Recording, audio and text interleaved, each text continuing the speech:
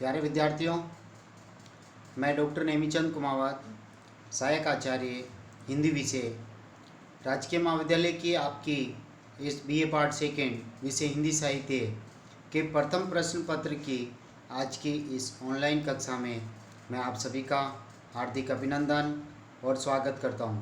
प्यारे विद्यार्थियों, आज मैं आपके समक्ष लेकर के आया हूं केशवदास कवि के प्रमुख पदों को।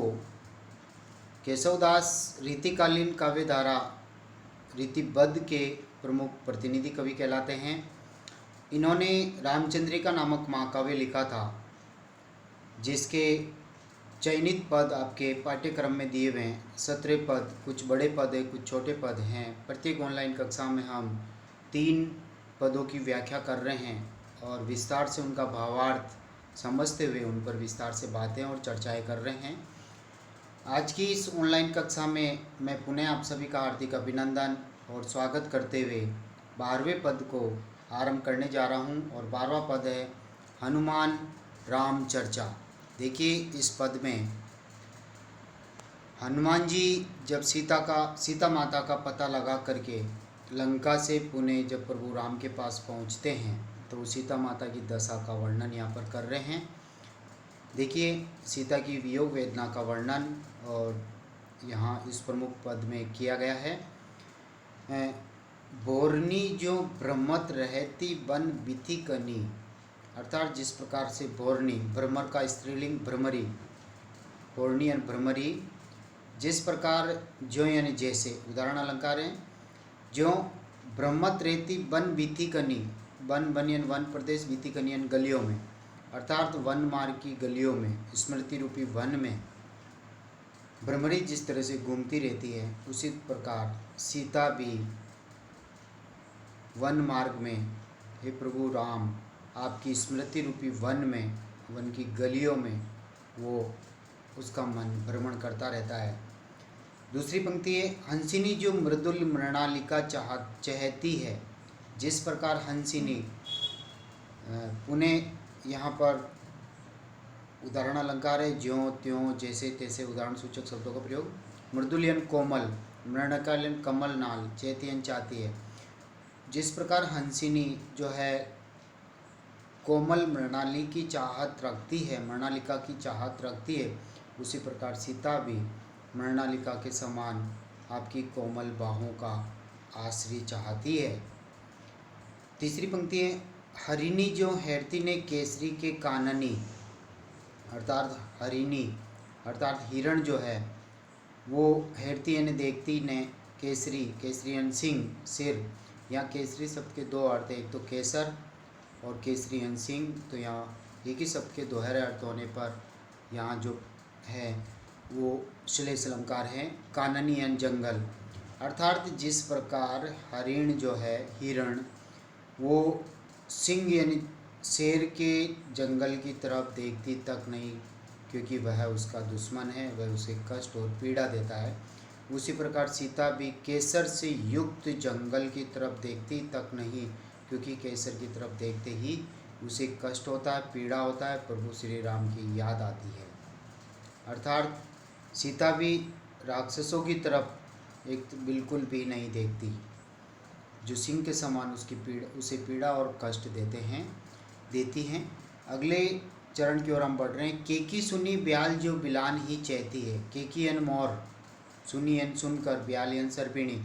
जिस प्रकार मोर की आवाज़ को सुन करके सर्पिणी उससे भयभीत होकर के जिस प्रकार अपने बिल में, अपनी बाम्बी में, अपने घर में ही घुसी हुई रहना चाहती है, उसी प्रकार सीता भी रावण द्वारा नियुक्त उन राक्षसिनी रूपी सर्पिणियों की आवाज़ को सुन करके वे भी अपने बिल में यानी अपनी यथा स्थिति में वह रहना चाहती है। यानी वो राक्षसनियाँ कष्टकारक ध्वनियाँ निकाल करके सीता को कष्ट देती है, पीड़ा देती है, इसलिए सीता अपने आप में सिमटी हुई है। अगली पंक्ति को देखिए। पीयू पीयू रटती रहती चित्त चात की ज्यों, जो यानी जैसे, फिर उदाहरण अलंकार, यानी पीयू पीयू की आवाज़ में रटती रहती चित्त चात की, चित्त यानी मन से, चात की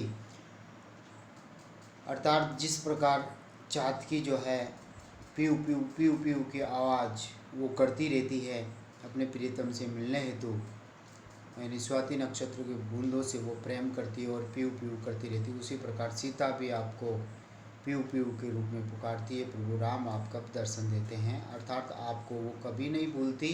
जिस तरह से चातकी पीऊ पीऊ करके स्वाति नक्षत्र के जल जिससे वो प्रेम करती है बादलों से, वो उससे बिल्कुल नहीं भूलती। अगली पंक्ति है, चंद चिते चकई जो चुप वह रहती है। चंद यानी चंद्रमा को, चिते यानी देखकर, चकई यानी चकवा और चकवी दो पक्षी हैं। इनका स्त्रीलिंग और पुल्लिंग नर मादा के रूप में कहा जाता है कि ये दिन में मिलते हैं और रात्रि में बिछुड़ते हैं। तो चंद्रमा की चांदनी में एक तरह से बिछुड़े हुए हैं। तो चंद्रमा को देख करके जो चकई है, चकवी, वो चुप वे रहती है, अर्थात व्यथावश वियोग वेदनावश चुप रहती है। उसी प्रकार सीता भी इन राक्षसनियों के पहरे को देख करके चुप है, क्योंकि राक्षसनियों का पहरा जब तक है तब तक प्रभु राम के दर्शन नहीं हो सकते। सुनो नरपति राम विरह तियारे ऐसी, हे प्रभु राम आप सुनिए, आपकी वियोग वेदना में सीता जी की ये जो स्थिति हो रही है उनका वह स्वाभाविक रूप में नहीं है। सूरती ने सीता जो की मूरत गहती है, अर्थात सीता जी को देख करके वो वास्तविक सूरत में, वास्तविक स्वभाव में नहीं है, बल्कि उन्होंने एक मूर्ति की भांति अपना रूप धारण कर रखा। न हिलना न डुलना, कोई भी हाव भाव उसमें दृष्टिगत नहीं हो रहे हैं। आठों पैर आपके विरह में संतप्त हैं। इसलिए प्रभु आप शीघ्र चलिए और उसको दर्शन दीजिए और उनकी वियोग वेदनाओं को दूर कीजिए। अगले पद की ओर हम बढ़ रहे हैं, राम रावण युद्ध। 13वें पद की ओर हम चल रहे हैं। 13वां पद आपके समक्ष हैं। प्यारे विद्यार्थियों आप ध्यान से सुनिए।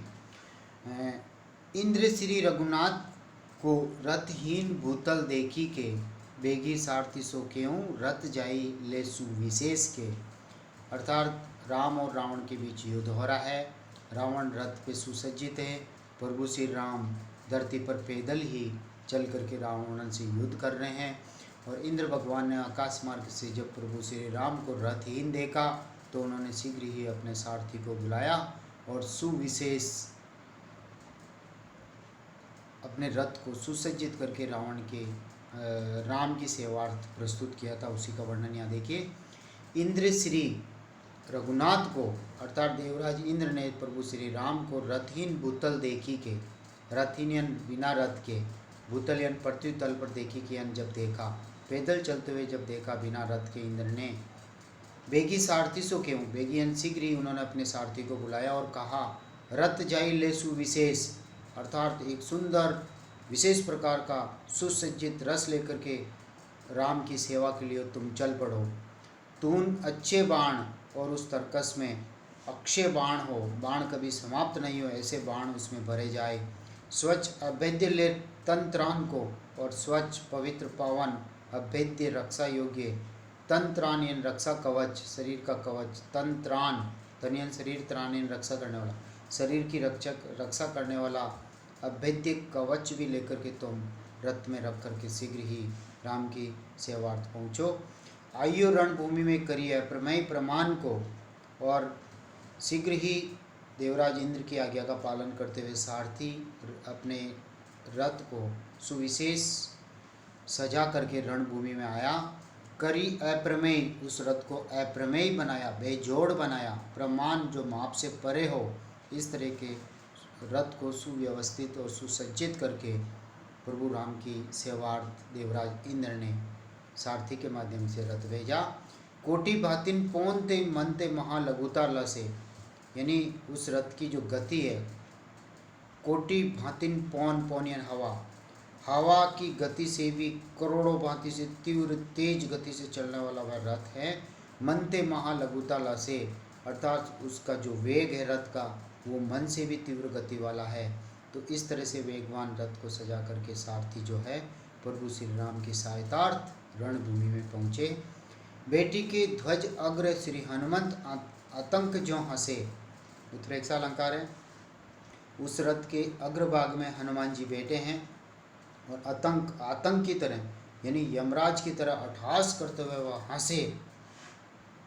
अगली पंक्ति है, रामचंद्र प्रदक्षिणा करी दक्ष वे जब ही चढ़े, और प्रभु श्री राम ने जब रथ की चारों ओर घूम करके परिक्रमा की और अत्यंत दक्ष समर्थ होकर के जब वह रथ पर चढ़े, पुष्प वर्षी आकाश मार्ग से देवताओं ने पुष्पों की वर्षा की। देवराज इंद्र आदि देवताओं ने बजाए दुदुम्बी और प्रभु श्री राम के लिए विजय का बाजा बजाया।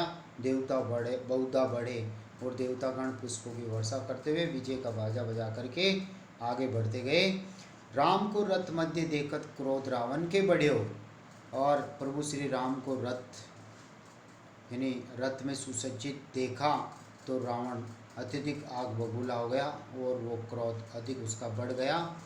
और उस क्रोधाग्नि में 20 बाहुन की शराबली, जब 10 शीश दशानन रावण कहलाता है, 10 स्कंद उसके हैं, तो 20 भुजाएं उसके हो गई और 20 भुजाओं से उन्होंने एक साथ बाणों की कतारबद्ध वर्षा की। शरावली, सर यानी बाण यानी बाणों की उन्होंने कतार लगा दी। व्योम भूतल सो मड्यो, आकाश और भूतल यानी पृथ्वी तल को, व्योम यानी आकाश, दोनों को उन्होंने पाट दिया, यानी अपने बाणों से 20 भुजाओं से उन्होंने प्रहार करते हुए बाणों से आकाश और धरती को ढक दिया। और प्रभु श्री राम ने अपनी ताकत से, अपने बल से इस तरह से पुनः रण कौशल का परिचय देते हुए स्वेल वे सिकता गए। स्वेल यानी पर्वत की तरह जो बाण हैं चकनाचूर हो गए, कण कण में परिवर्तित हो गए।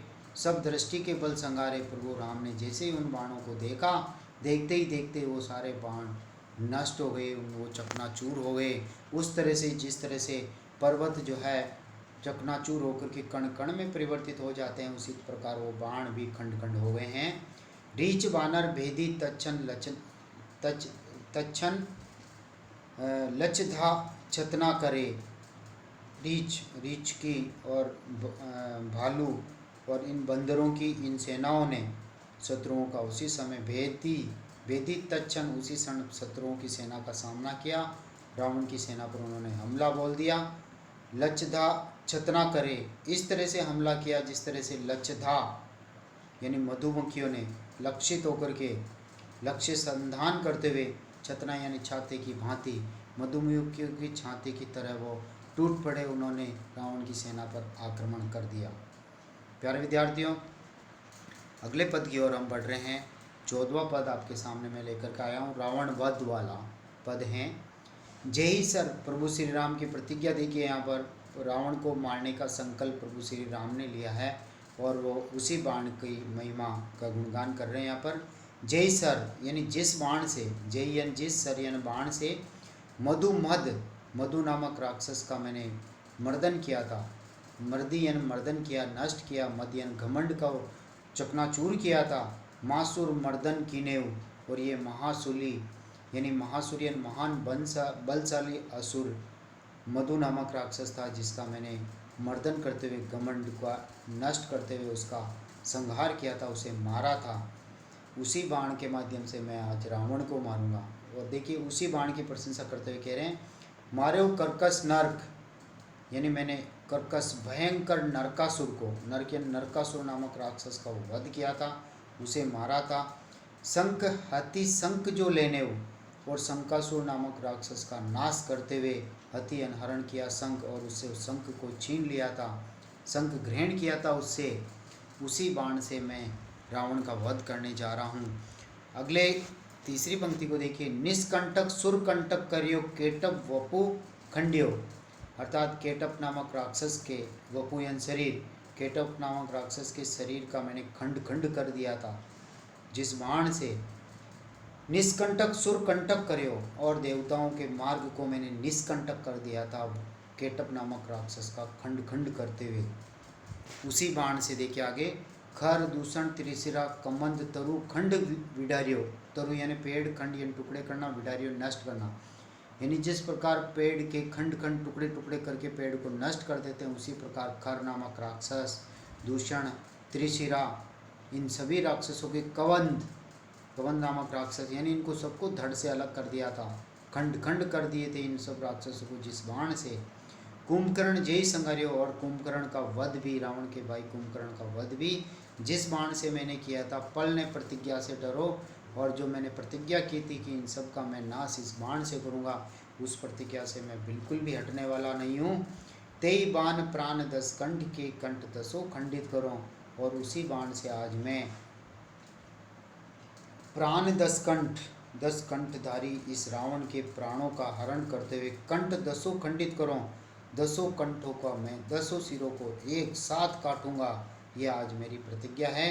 हे लक्ष्मण, तुम बिल्कुल भी मत घबराओ कि रावण का वध कैसे होगा। इस भयंकर रावण का वध भी मैं उसी बाण से करूंगा जिस बाण से मैंने मधु नामक राक्षस को मारा, नरकासुर को मारा, शंकासुर को मार करके संहरण किया, देवताओं के मार्ग को कंटक रहित करते हुए केटव वपु को मारा, खर, दूषण, तिरिस्रा, कबंध आदि राक्षसों को खंड खंड किया था, कुंभकर्ण का वध किया था। उसी बाण से मैं रावण के 10 खंडों को 10 सिरों को एक साथ खंडित करूंगा। इसलिए हे लक्ष्मण, तुम बिल्कुल भी चिंता मत करो। प्यारे विद्यार्थियों, आज की इस ऑनलाइन कक्षा को हम यहीं समाप्त कर रहे हैं। अगली जो ऑनलाइन कक्षा होगी उस ऑनलाइन कक्षा में हम 15, 16 और 17 शेष रहे इन 3 छंदों का विस्तार से अध्ययन करेंगे। तब तक के लिए जय हिंद, जय भारत, धन्यवाद।